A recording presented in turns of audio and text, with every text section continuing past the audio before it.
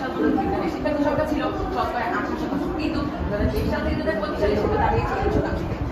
তৎসূত্র new এই 2024। আমরা জানি 2023 সাল থেকে 2024 সাল প্রতি বছর নতুন কারিকুলাম অন্তর্ভুক্ত ছিল এবং ওই সময় যে বিজ্ঞানের শিক্ষার্থীর সংখ্যা ছিল অনেক ব্যাপক হারে কমেছে, এবং তাই এই সময় বিজ্ঞান শিক্ষার্থীর সংখ্যা ব্যাপক হারে কম হয় আমাদের দেশে বিজ্ঞানের শিক্ষার্থীর সংখ্যা ব্যাপক হারে হ্রাস পাচ্ছে। শুধু তাই নয়, শিক্ষা ব্যবস্থার কাঠামোগত ত্রুটির কারণে শুধুমাত্র মাধ্যমিক স্তরে না, উচ্চ মাধ্যমিক স্তরে ব্যাপক হারে শিক্ষার্থী হ্রাস পাচ্ছে।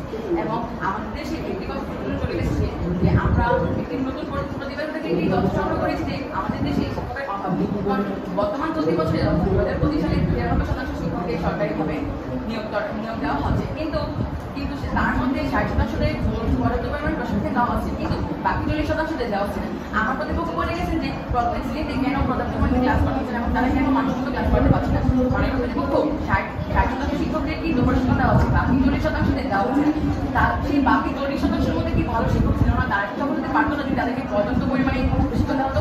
আমরা সকলেই জানি যে নতুন কারিকুলাম অর্থাৎ প্রত্যেক বছরই কারিকুলাম কিছু না কিছু পরিবর্তন আসছে, সেই 40%-দের কিন্তু সেই পরিমাণ কোনো ধারণা নেই। তাই আমি বলবো সেই 40%-দেরকেও পর্যাপ্ত পরিমাণে প্রশিক্ষক এবং প্রশিক্ষণের কাজ দেওয়া হতো, তাহলে প্রতিপক্ষ আপনার প্রশ্নই ভুল আপনার প্রশ্নই শিক্ষার্থী শিক্ষাই হয়ে যাবে, কারণ সেই 40% প্রত্যেকটি ক্লাসে শতভাগ পূর্ণ এবং মনোযোগী করা হয়। তাই আমার বক্তব্যে একটি কথা বলছি যে শুধুমাত্র শিক্ষকের নয়, শিক্ষা ব্যবস্থা যদি সম্পূর্ণভাবে প্রশিক্ষণের কার্যক্রম প্রশিক্ষণ দিত, তাহলে অবশ্যই আমাদের শতভাগ শিক্ষকই সর্বোচ্চ পরিমাণে চেষ্টা করতো আমাদের শিক্ষার্থীদের বিজ্ঞান নির্ভর করার জন্য।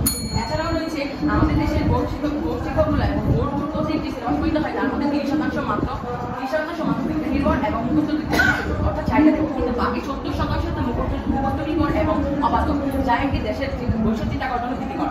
এবং আমার মুখস্থের কাছে প্রশ্ন রেখে যাচ্ছে যে এটা কি বোর্ড কর্তৃক যে সিলেবাস প্রদান করা হচ্ছে এটা কি শিক্ষকের তো স্পষ্টই উদ্যোগ দিতে আমি আশা করছি, এবং ব্যবহারিক কাজ প্র্যাকটিক্যাল ওয়ার্ক না করার জন্য প্রতি বছর 10 থেকে 12% শিক্ষার্থীরা বিজ্ঞানে অনীহা দেখাচ্ছে। তাই বলা যায় যদি আমি আমার বক্তব্যটি শেষ করতে যাচ্ছি, a bad system will be a good person every time. William এগারকেলি। অর্থাৎ একটি খারাপ শিক্ষা ব্যবস্থা নিতান্ত একটি ভালো শিক্ষককে সফল হতে দেয় না। ধন্যবাদ, ধন্যবাদ, ধন্যবাদ সবাই।